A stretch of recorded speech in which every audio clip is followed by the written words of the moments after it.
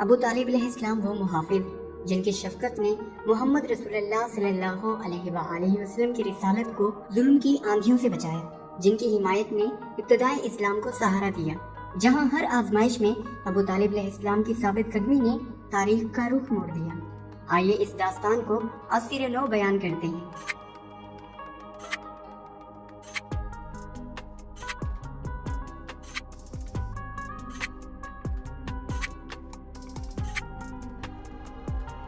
آپ کا نسب عبد مناف بن عبد المطلب بن ہاشم بن عبد مناف بن قصی بن کلاب ہے۔ حضرت محمد صلی اللہ علیہ وآلہ وسلم کی ولادت سے 35 سال پہلے آپ کی ولادت ہوئی۔ آپ اپنی کنیت ابو طالب سے مشہور تھے اور بعض روایات کے مطابق آپ کا نام عمران بھی ہے۔ آپ کی والدہ فاطمہ بنت عمر بن عائض مخزومی ہیں۔ حضرت ابو طالب اور رسول اللہ صلی اللہ علیہ وآلہ وسلم کے والد حضرت عبداللہ سگے بھائی تھے۔ حضرت ابو طالب علیہ السلام کو اللہ نے ان کی زوجہ فاطمہ بنت اسد کے بطن سے 4 بیٹے طالب، عقیل، جعفر اور علی عطا کیے۔ اس کے علاوہ آپ کی ایک اور زوجہ کا ذکر بھی تاریخ کے اوراق میں ملتا ہے، اور بعض مآخذ میں آپ کی 3 بیٹیوں اسماء، جمانہ اور ام ہانی کا ذکر ملتا ہے۔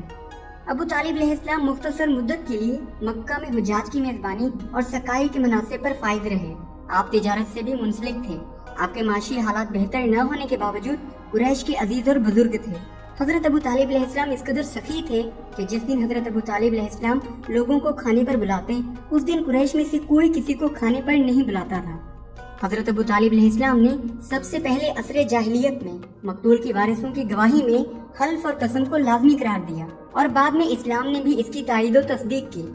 حضرت ابو طالب علیہ السلام اپنے والد ماجد حضرت عبد المطلب کی طرح شراب نوشی کو ظہور اسلام سے پہلے ہی حرام سمجھتے تھے۔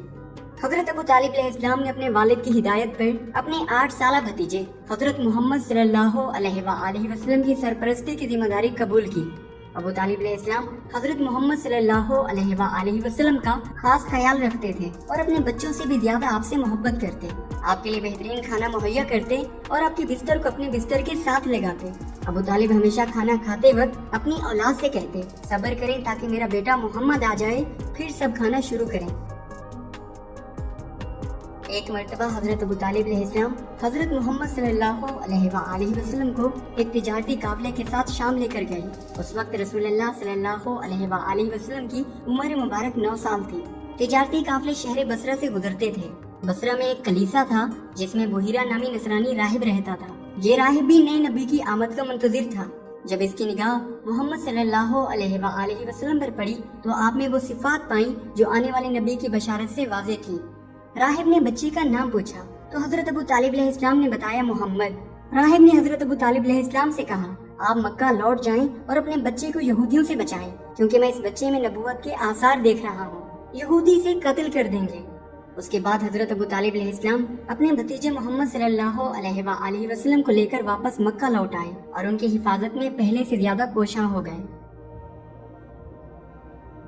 جب حضرت محمد صلی اللہ علیہ وآلہ وسلم پر وحی کا نزول ہوا تو ایک دن حضرت علی علیہ السلام نبی صلی اللہ علیہ وآلہ وسلم کے پیچھے نماز پڑھ رہے تھے کہ حضرت ابو طالب علیہ السلام تشریف لائے، اور رسول اللہ صلی اللہ علیہ وآلہ وسلم سے عرض کیا، بھتیجے کیا کر رہے ہو؟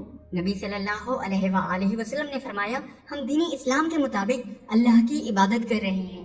حضرت ابو طالب علیہ السلام کی آنکھوں میں چمک پیدا ہوئی اور عرض کیا، میں اس سے راضی ہوں جو کچھ تم انجام دے رہے ہو۔ پھر اپنے بیٹے علی سے فرمایا، اے علی، اپنے چچا زاد کی پیروی کیا کرو، کیونکہ وہ تمہیں خیر ہی کی دعوت دیں گے۔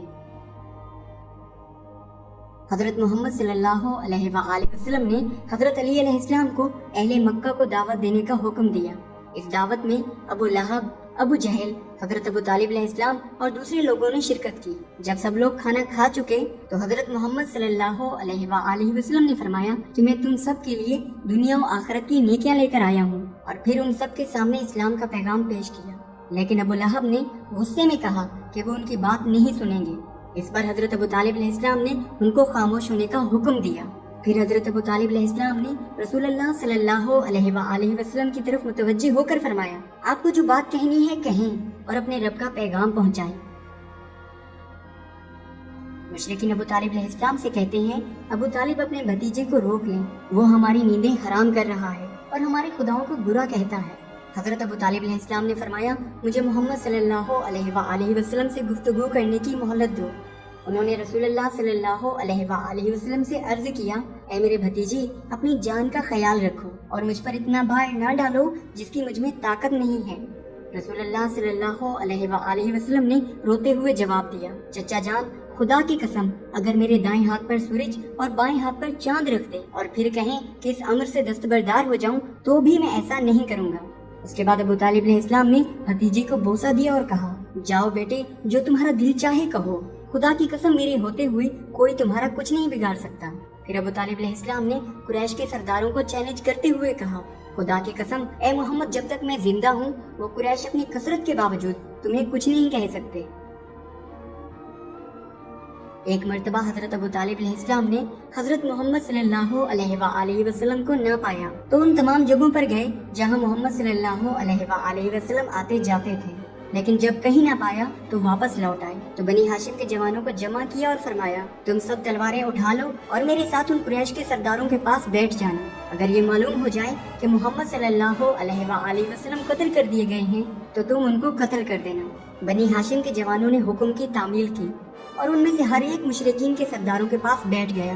ابو طالب علیہ السلام بھی بیٹھ کر انتظار کرنے لگے۔ اسی اثنا میں زید بن حارثہ آئے اور انہوں نے بتایا کہ رسول اللہ صلی اللہ علیہ وآلہ وسلم صحیح و سالم ہیں۔ اس وقت حضرت ابو طالب علیہ السلام نے اعلان کیا اگر کوئی میرے بھتیجے محمد کو نقصان پہنچانے کا سوچے گا تو اس کا انجام برا ہوگا۔ تب مشرکین کو اپنی ذلت کا احساس ہوا۔ ابو جہل نے گردن جھکائی اور خوف سے اس کا چہرہ زرد ہو گیا۔ یہ حمایت اور محبت اس حد تک تھی کہ جناب ابو طالب اور ان کی زوجہ فاطمہ بنت اسد رسول اللہ صلی اللہ علیہ وآلہ وسلم کے لیے ماں باپ کی صورت اختیار کر گئے تھے۔ حضرت ابو طالب علیہ السلام کے قصائد اور منظوم کلام اور حکیمانہ اور ادبیانہ منظوم اقوال تقریباً 1000 اشعار پر مشتمل ہیں اور یہ مجموعہ دیوان ابو طالب کے نام سے مشہور ہے جو رسول اللہ صلی اللہ علیہ وآلہ وسلم کی رسالت و نبوت کی تصدیق و تائید پر مبنی ہے۔ ان کا مشہور ترین قصیدہ لامیہ کے عنوان سے مشہور ہے جس کا ترجمہ کچھ یوں ہے کیا نہیں جانتے ہم نے محمد صلی اللہ علیہ وآلہ وسلم کو موسیٰ کی طرح پیغمبر پایا جن کی نشانی اور ان کا نام آسمانی کتابوں میں آیا ہے۔ خدا کی مخلوقات کو ان سے یہ خاص محبت ہے اور جسے خدا نے اپنی محبت کے ساتھ مختص کیا ہے اس سے بڑھ کر کوئی اور ہو ہی نہیں سکتا۔ جب مشرکین کو یہ یقین ہو گیا کہ ابو طالب علیہ السلام حضرت محمد صلی اللہ علیہ وآلہ وسلم کی حمایت سے دستبردار نہیں ہوں گے اور ان کی حمایت و حفاظت میں جان بھی دینے کو تیار ہیں تو انہوں نے بنی ہاشم کا سماجی و اقتصادی بائیکاٹ اور ان سے ہر قسم کی قطع تعلقی کا اعلان کر دیا۔ مکہ کے 40 سرداروں نے قطع تعلقی کے سلسلے میں ایک دستاویز لکھی اور اسے خانہ کعبہ کے اندر لٹکا دیا۔ یہ واقعہ ماہ محرم میں بعثت کے 7ویں سال پیش آیا۔ قریش کو یہ توقع تھی کہ حضرت ابو طالب علیہ السلام ہتھیار ڈال دیں گے، لیکن حضرت ابو طالب علیہ السلام کا دوسرا ہی موقف تھا۔ ابو طالب علیہ السلام اپنے قبیلے کو 2 پہاڑوں کے درمیان وادی میں لے گئے۔ یہ اس لیے کیا تاکہ محمد صلی اللہ علیہ وآلہ وسلم کو قتل سے بچا سکیں۔ حضرت ابو طالب علیہ السلام غار میں چلے گئے اور اس کے سوراخوں کو بند کر دیا تاکہ مشرکین وہاں سے داخل نہ ہو سکیں۔ حضرت ابو طالب علیہ السلام اپنے بڑھاپے کے باوجود بھی نبی کریم صلی اللہ علیہ وآلہ وسلم کو بچانے کے لیے پہرا دیتے تھے۔ حضرت ابو طالب علیہ السلام رسول خدا سے بہت محبت کرتے تھے۔ ہمیشہ کہتے تھے جب میں اپنے بھتیجے محمد صلی اللہ علیہ وآلہ وسلم کو دیکھتا ہوں تو مجھے میرے بھائی عبداللہ یاد آ جاتے ہیں۔ ایک دن پیغمبر اکرم صلی اللہ علیہ وآلہ وسلم نے اپنے چچا ابو طالب کو خبر دی کہ قریش کے عہد نامے پر دیمت لگ چکی ہے۔ حضرت ابو طالب علیہ السلام جن کا دل ایمان سے منور تھا فوراً خانہ کعبہ کی طرف روانہ ہوئے۔ حضرت ابو طالب علیہ السلام نے قریش کے سرداروں سے مخاطب ہو کر فرمایا میرے بھتیجے نے مجھے خبر دی ہے کہ اللہ کے حکم سے دیمت نے عہد نامے کو کھا لیا ہے۔ اگر میرے بھتیجے محمد کی بات سچی ہے تو محاصرہ ختم کر دیا جائے۔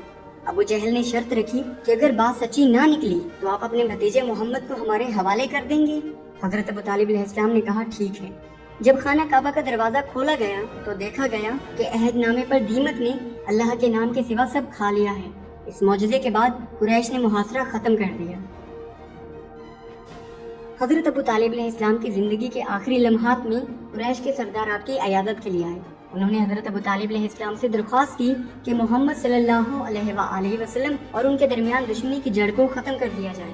ابو طالب علیہ السلام نے قریش مکہ سے فرمایا تمہارے لیے بہتر ہے کہ محمد کی پیروی کرو تاکہ ہدایت پا جاؤ، جس پر ابو لہب غصہ ہوا اور کہا کیا آپ چاہتے ہیں کہ ہم ایک خدا کو تسلیم کر لیں؟ حضرت ابو طالب علیہ السلام نے فرمایا اسی میں تمہاری دنیا اور آخرت کی بھلائی ہے۔ حضرت ابو طالب علیہ السلام کی زندگی محمد صلی اللہ علیہ وآلہ وسلم کی حفاظت اور سرپرستی سے عبارت تھی۔ وہ اپنے آخری لمحات میں رسول اللہ صلی اللہ علیہ وآلہ وسلم کے بارے میں فکر مند تھے۔ حضرت ابو طالب علیہ السلام نے اپنی وفات کے قریب اپنے بیٹوں اور بنی ہاشم کو جمع کیا اور انہیں محمد صلی اللہ علیہ وآلہ وسلم کا ساتھ دینے کی تلقین کی، حتیٰ کہ جان کی قربانی دینے کو بھی تیار رہنے کا حکم دیا۔ اس کے بعد وہ وقت آ گیا کہ سردار مکہ خاموش ہو گیا۔ جب حضرت ابو طالب علیہ السلام دنیا سے رخصت ہوئے تو مکہ کے ہر کونے میں غم کی لہر دوڑ گئی۔ ان کے بیٹے علی ابن ابی طالب علیہ السلام نے انتہائی رنج و غم میں آنسو بہائے۔ حضرت محمد صلی اللہ علیہ وآلہ وسلم نے اپنے چچا کی موت پر دل گرفتہ ہو کر فرمایا، چچا اللہ آپ پر رحم کرے، میں یتیم تھا، آپ نے میری پرورش کی، میری حفاظت کی اور میری مدد کی۔ حضرت محمد صلی اللہ علیہ وآلہ وسلم نے ان کی قبر پر دعائیں کی اور اللہ سے ان کے لیے مغفرت طلب کی۔ ان کی وفات کے بعد حضرت محمد صلی اللہ علیہ وآلہ وسلم نے اس سال کو عام الحزن یعنی غم کا سال قرار دیا۔ حضرت ابو طالب کی رحلت کی تاریخی تفصیلات میں اختلاف ہے، مگر یہ واضح ہے کہ ان کی موت ایک نقطۂ تبدیلی بنی۔ ابو جہل کا کہنا تھا کہ اب محمد صلی اللہ علیہ وآلہ وسلم سے انتقام لینے کا وقت آ گیا ہے، جس کے بعد قریش نے اور بھی زیادہ سختی کا رویہ اپنایا۔ اس کے بعد حضرت ابو طالب علیہ السلام کے فرزند نے اپنے بابا کے نقش قدم پر چلتے ہوئے رسول اللہ صلی اللہ علیہ وآلہ وسلم کی حفاظت کی۔ جب رسول اللہ صلی اللہ علیہ وآلہ وسلم کو محسوس ہوا کہ اب میری حفاظت کرنے والے ابو طالب نہیں رہے اور کفار مکہ قتل کرنے کے در پہ ہیں، حضرت محمد صلی اللہ علیہ وآلہ وسلم نے مدینہ کی طرف ہجرت کی، جہاں سے اسلام کا نور پھیلا، جو حضرت ابو طالب علیہ السلام کی زندگی اور وفات نے اسلامی تاریخ میں گہرے نقوش چھوڑے۔